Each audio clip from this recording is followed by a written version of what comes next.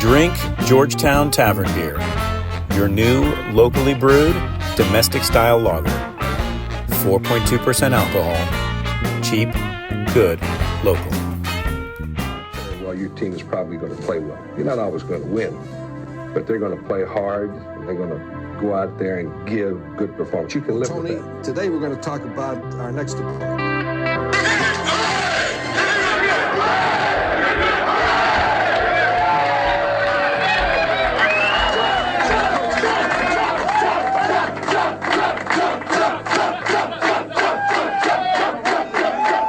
For the last word with Bob Condotta of the Seattle Times, of course, covers the Seattle Seahawks, and we get the last word with Bob. It's all brought to you by Georgetown Brewery, makers of Manny's Pale Ale, Bodie's Offer, Rogers Pilsner, and their Tavern Beer. We got a lot to catch up on here. The flurry of roster moves this week for the Seahawks. Some question marks, Bob, about some other players that could be coming off the IR. A look ahead to a very weird, kind of intriguing game between Seattle and Minnesota with Sam Darnold, and does he have revenge on his mind, or how is he treating it this week?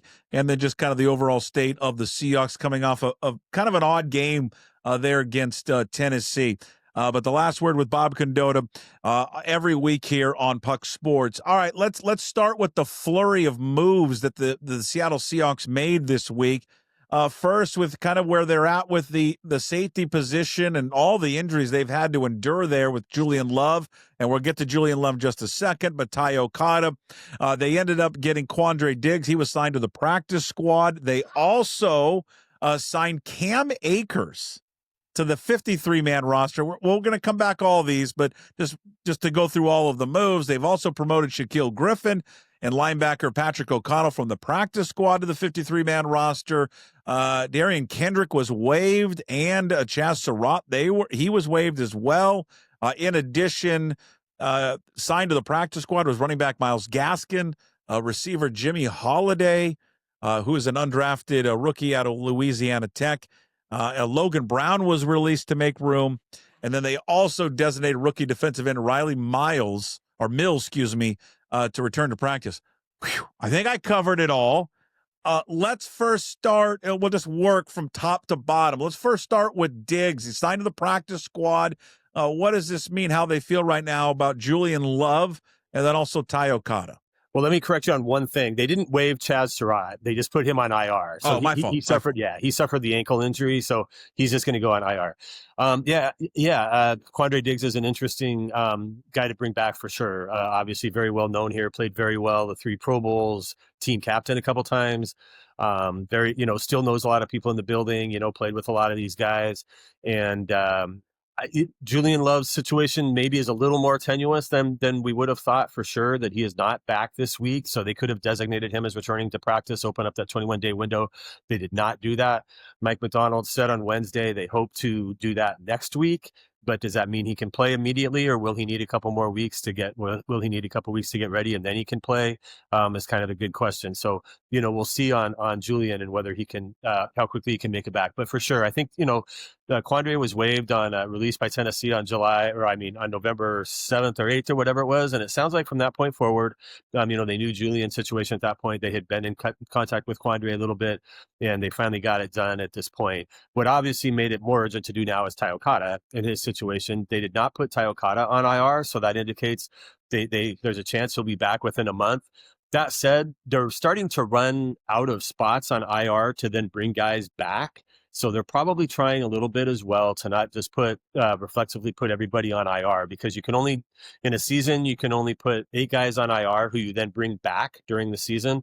They've only done that twice already, but they've got like 5 guys already, for sure they're going to want to do that with Julian and Jaron Reed and Jalen Sundell. I know I'm forgetting some, but there's 3 or 4 like that already, and you always want to have one of those in your back pocket, probably. So they're trying to hold on, I think, to both Ty Okada and George Holani with the hope that they can be back within that month. But if not, you're not using. Torrey Horton, they're for sure going to want to get back to. So they just have a few spots like that. So, but Quandre, he is familiar with the area. And then an important point Mike McDonald made is he played in a very similar system in Tennessee the last couple of years with where the defensive coordinator there is a guy who was Denard was with Mike Macdonald at Baltimore. And so a very similar system, very similar terminology and things like that.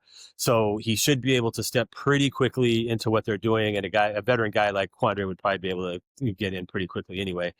I just address Cam Akers. Obviously with Helani, he didn't go on IR, but he is probably going to be out here for a few weeks. So they just needed another running back. He was one of the three they had. And so he's up. Another guy that knows, has a lot of familiarity with coaches here. He was with the Rams, played with Cooper Kupp with the Rams, but they've got like Jake Peets, one of the assistants here, is with the Rams during that time, and then Clint Kubiak. He's familiar with the system. He played with Sam Darnold. That was the really big connection. All these moves, I'm forgetting some of the stuff, but he played in Minnesota last year with Sam Darnold, and so he knows Sam, and they've got some familiarity too. And then running backs typically can kind of get into systems pretty quickly anyway. It's a little less complicated in general for them. So. I think you'll probably see Cam Akers on Sunday. I don't know if he'll get carries, but I think you'll see him be active and be there as a guy that they would go to if they had to, if something happened to their top two running backs.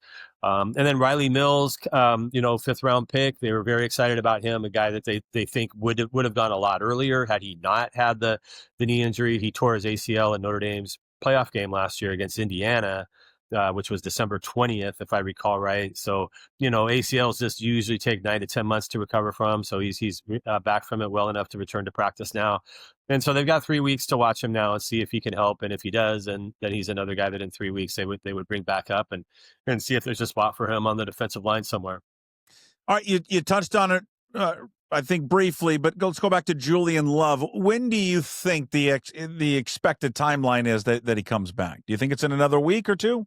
Well, I mean, again, it's a return to practice first thing. So He'll return to practice, I think, that's what Mike Macdonald said, is they hope next week. And then it's just a matter of where is he at? Can he show enough in a couple of days that they feel comfortable playing him? And that's where Quandre comes in. If they feel like Quandre can really help him out immediately, maybe that buys them some time to get Julian completely healthy. I think what happened with Julian, it sounds like, is, he had the hamstring. He came back and played. He had a little bit of a setback in the game he played against Arizona. He then they thought it was going to be a couple week thing. He had another setback.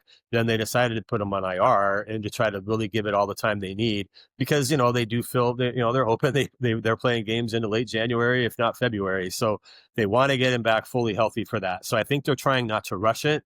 And I think that's where Quandre comes in, is he gives them that ability to not have to rush it. But you have DeAnthony Bell, who played pretty well on Sunday, as your other guy there. And then they've got Nick Emmanwori. I think they'd like to keep him, though, in the role he's had and not have to use him necessarily as just, as one of the back end safeties. He played, I think he played 45 snaps on Sunday as essentially a weak side linebacker. He was in the box. They took Patrick O'Connell out a lot, then they put Nick Emmanwori up there as essentially the other linebacker, and he plays really. Obviously, he's playing very well in the couple of roles they've crafted for him. So I think they'd like to try to keep him in that spot if they could.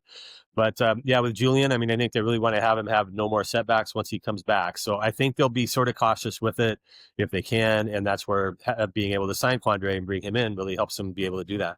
One name you haven't mentioned yet. What is the status of Ernest Jones? Yeah, good point. Because by adding Patrick O'Connell to the 53, they were going to run out of practice squad elevations with him. So they were going to have to put him on the 53 if they wanted him to continue playing. Same with Shaquille Griffin, which was part of the reason to do that. But Patrick O'Connell obviously played on Sunday because Tyrese Knight and Ernest Jones were both out. Tyrese Knight sounds like we'll be back this week, but we'll see. You got to get through the concussion protocol, so it's kind of a step-by-step thing. Even if you practice, we've seen that a couple times, right, with guys where they've been able to practice, but you don't get fully cleared from the concussion protocol to be able to play. So we'll see if he gets clear, but they're optimistic that he will. With Ernest, Mike Macdonald said Wednesday it was going to be a, kind of day by day thing, just seeing where his knee is at. But I think he used the phrase, we're not completely through it yet. Like there's still a little bit of an issue there with his knee. So, I think it's pretty clear that when he played against the Rams, he wasn't 100%. He wanted to play in that game for the obvious reasons. They wanted him to play if he could because of the importance of that game. you can, I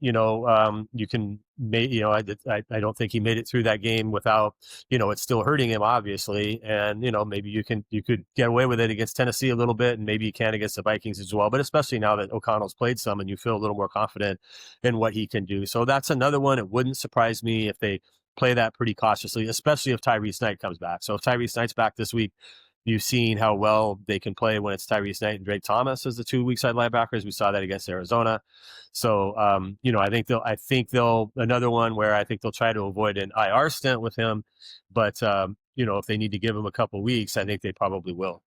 Bob, one of the great interesting storylines coming up with this game coming up on Sunday against Minnesota is the obvious one, right? The decision by the Vikings to part ways, move on from Sam Darnold, go with J.J. McCarthy. It's amazing when you look at what the Vikings had in their quarterback room last year. In addition, McCarthy's injured, but Sam Darnold and Daniel Jones, two quarterbacks that are having great seasons right now with their respective teams. And I wonder, I guess, how the approach is going to be for Darnold on Sunday. He doesn't come across as the guy like in Rocky IV where he puts the picture of Drago up on his mirror so he can stare at like them all the time. I don't think he's got like some picture of like the Vikings GM up there or the Vikings themselves. It's like, I'm going to show these guys every single week. But it's human nature, right?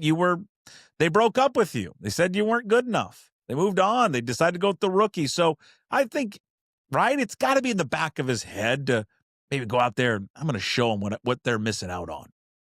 Probably, yeah. I take him a little bit at just the longer being around him, that I don't know that he's really super driven by that stuff. And, he's brought up, he's played for 4 other NFL teams now. So he's got a few of these reunion things, the 49ers sure and Carolina and the Jets. And he's kind of been through this stuff before of playing former teams and former coaches and things like that. But this one's different, though. This is different than San Francisco and Carolina because this was where he had an unbelievable season last year. Certainly, what was left up for debate is whether or not they would bring him back. I mean, I would assume this wasn't just a black-white issue, just no doubt about it, rubber stamp, let's move on and go with McCarthy. There had to be some discussion within that facility of bringing him back. Oh, for sure. Yeah. I mean, it went down to the last minute, if you recall. It went down to that. They could have, they could have put the franchise tag on him. There was some talk that they would do that. And so it was the minute they didn't do that it became clear he was going to become a free agent, because at that point,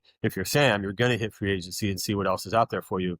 I would just say, though, I think Sam always understood that the situation was they are committed to J.J. McCarthy for the long haul. And so I think even if, depending on how much they would have gone after him, there's a part of me that once he hit free agency, he was always going to test it unless the Vikings had completely blown him out of the water because of the J.J. McCarthy factor. Because I think he would have known that even if they bring me back, they're always going to be that they're going to want to, because of the investment they had made in him, they're always going to want to see what they have in him. And so, I think Sam probably feels like I'm a lot better off that it went the way it did. I'm in Seattle and that's a winning team and things like, then there's not that hanging over me. So I do think he likes that standpoint, but for sure. I think he understands it was an organizational thing and it wasn't necessarily probably a Kevin O'Connell thing. I think there's been a lot of, you're seeing a lot of dissection of all this now, of the fact that, everything the Vikings did appears to be they had taken J.J. McCarthy. As teams probably do too much. When you do make a decision like that, you feel like you have to justify it. You're going to go out of your way to kind of prove you were right. And in their slight defense, there was no evidence at this, when they made that decision to know what J.J. McCarthy was going to be as an NFL player, because he hadn't played. He was coming off the knee injury. You can obviously argue that that's more reason why you should have gone in and made sure you had a veteran, as sort of a backup plan. But if you're Sam Darnold, you're probably not going to go back there to be the backup plan or to be the veteran insurance guy. That was sort of why he signed there in 2024, but he didn't want to do that again. So, but yeah, it's interesting because I think, guys running the Minnesota Vikings get paid. They get paid a lot of money. There's very highly paid guys making those decisions. Yet I think everybody at the time was sort of like, man, that seems like a really big risk to let both those guys go and go ahead and just go with an untested rookie coming off a guy that there was kind of some debate about coming out of the draft anyway about how well his game would translate to the NFL, because he wasn't necessarily asked to do a ton at Michigan, in terms of throwing the ball, and then coming off a knee injury to boot. So with all that, and just they use the money on Sam. They are spending more in cash this year than any team in the NFL. They committed almost $300 million long term in free agency. They got Will Fries, the guard that the people wanted the Seahawks to get. They blew Will Fries out of the water with an $88 million offer. And they did that stuff because they didn't have to pay a quarterback, but they were like, well, we'll build this incredible team around JJ McCarthy. And so even if he's got some learning to do or whatever, the team around him will be so good that we can still do what we did. And that was kind of their philosophy. But, a lot of people were like, yeah, this is pretty risky. And, everybody else that kind of thought, man, this is pretty risky. This could really backfire. Right now, those kind of people are being proven right. All right. You authored something this week that I loved, because everybody loves a ranking and a list. Everyone. I don't care who you are. This is the basic bar, sports talk, barbershop thing you did this week. So the Seahawks have put out their 50 greatest players of all time. They didn't rank them though, right? And so you said, you know what? I'm going to rank them. I'm going to rank them 1 through 50. And it's great work. If no one's seen it yet, go to the Seattle Times, seattletimes.com. And go check it out. As again, they're honoring their 50th anniversary. They've been honoring the 50 players all season long, rolling it out. But they never put them in order. Bob said, "F it, I'm putting them in order." Now, with any list, Bob, there's going to be some debate here, some controversy.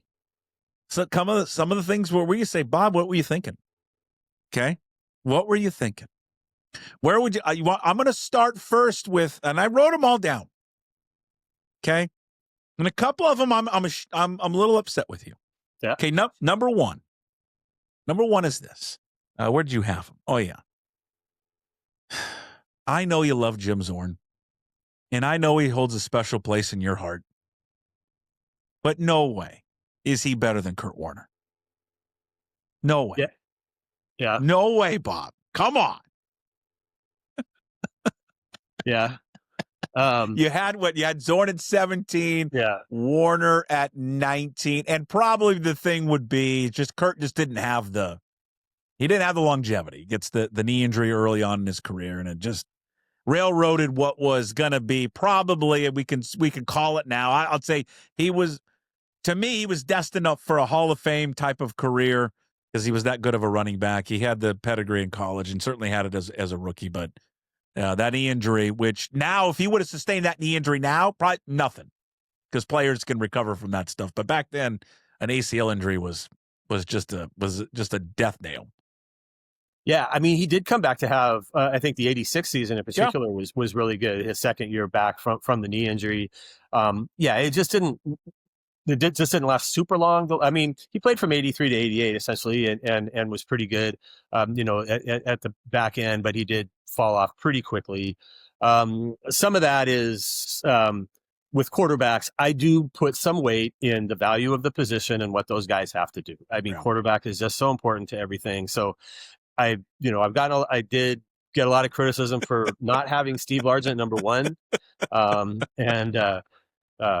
we're going to get to number one. Yeah. Okay. I was just going to say that. So people have noticed that. So but I will say, I'm a little bit probably of a snob to the value of quarterbacks. And I do just feel like, it's a more important position, than some of the others. And so you do have to weigh that. Hey, could we do a list? Can you and I come up with the list of the top? I don't know how many it would be of the worst quarterbacks we've ever had.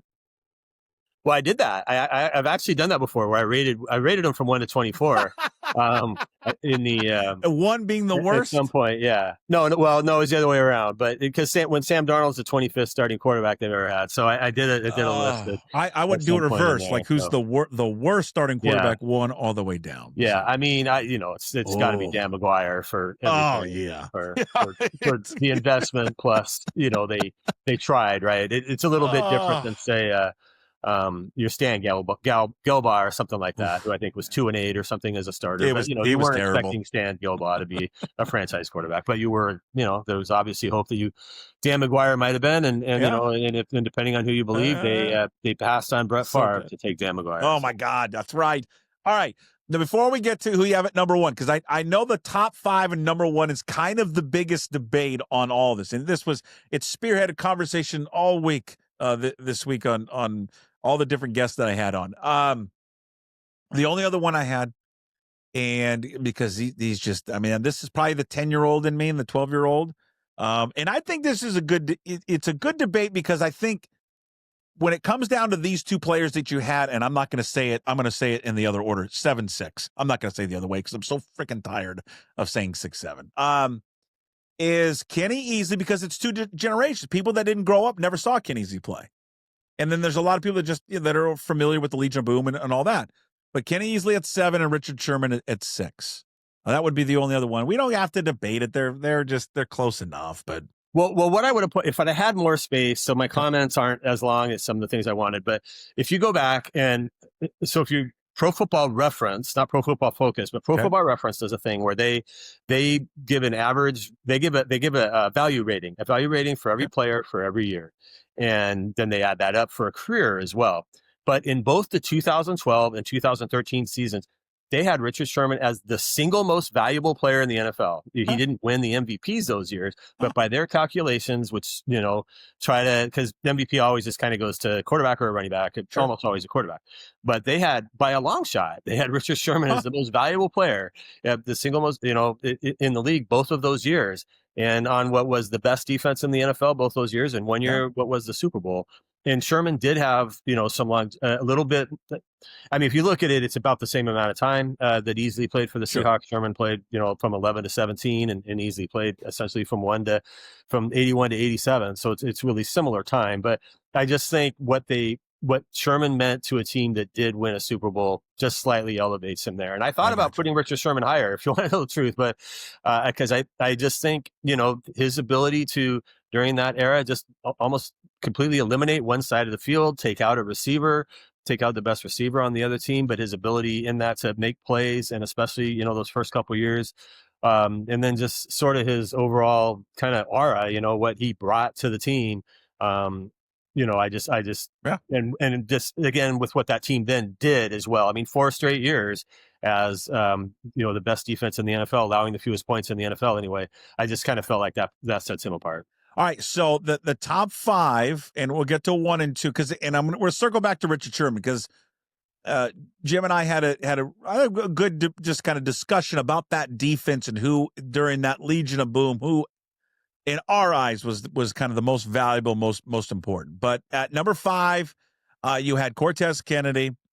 Number 4 was Steve Largent. Number 3 was Walter Jones. Number 2 was Bobby Wagner, and then number 1, which I'm sure you've heard from a lot of people, was Russell Wilson. But we revisit your kind of what you said earlier about Jim Zorn. What did you say? You're a snob about it. You're going to value that quarterback position more just because of what they have to do.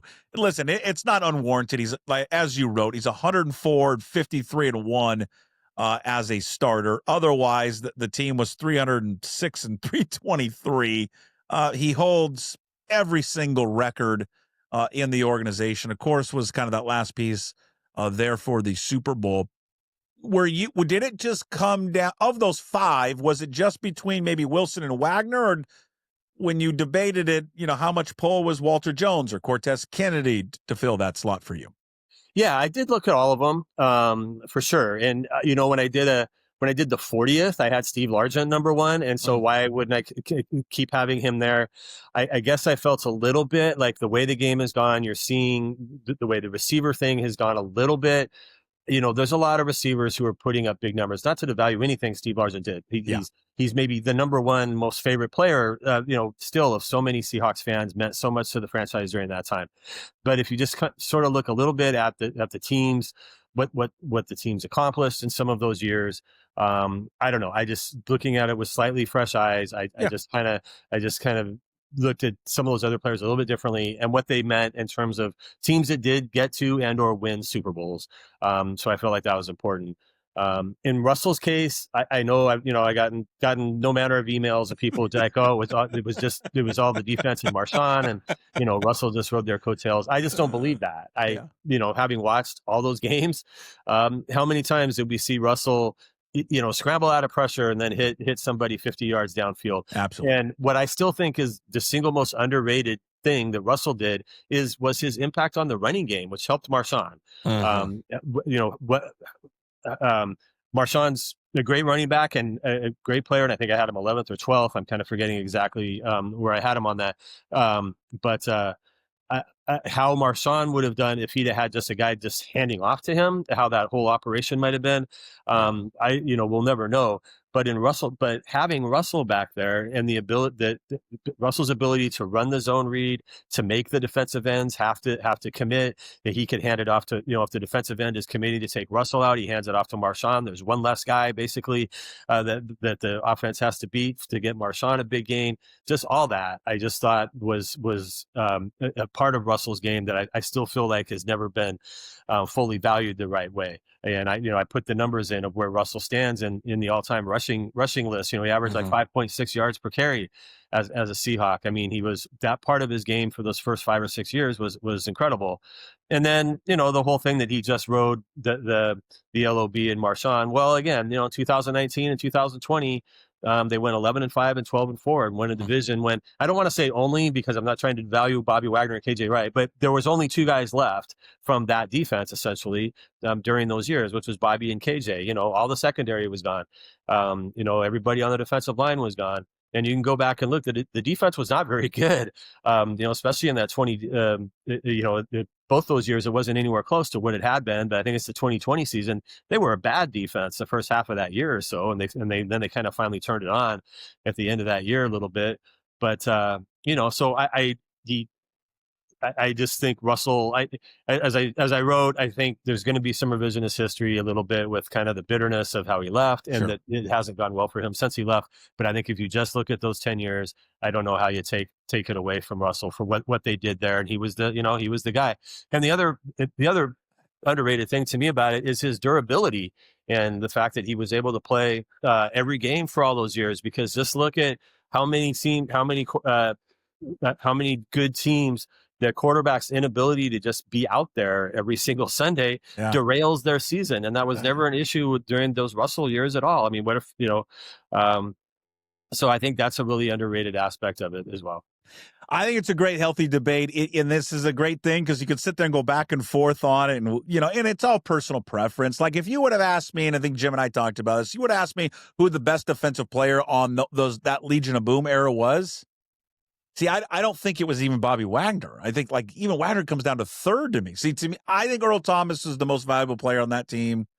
And I think you make a case for him, but then you can make a case for Bobby. You can make a case for Sherman. And then when it comes to the greatest defensive player in franchise history, I just, maybe it's the 10-year-old in me. I go back to Kenny Easley to watching him, but even Cortez gets hurt because it was just, the team was so bad. They were so awful. And it's hard to recognize him at times just because they were 2-14 when he won the Defensive Player of the Year, but he just was a absolute wrecking machine. And it's fun I just think it's fun. This is the type of stuff that when you're sitting around with your buddies, you get a BS about. No one's right. No one's wrong. It's just opinion and it's in his banter. And you provided it this week for me. I'll tell you that. It's been great. Yeah. Yeah, when I'll say make sure you check out the Thursday paper, the illustration and things like that is in the Thursday paper is really good. Rich Baudet, our designer, did a really nice job with that. But so hopefully you can see. I mean, the illustration's on the online thing, but in print it's going to look looks a little bigger and all that. Get your fingers dirty. We like to say, get those ink on the fingertips. Go get yourself a hard copy. All right, Bob. Have a great Thanksgiving. Happy Thanksgiving to you and everyone. And always appreciate the chats with you every single week. And we'll talk next week. Thank you, sir. Yeah. Okay. Thank you. You too.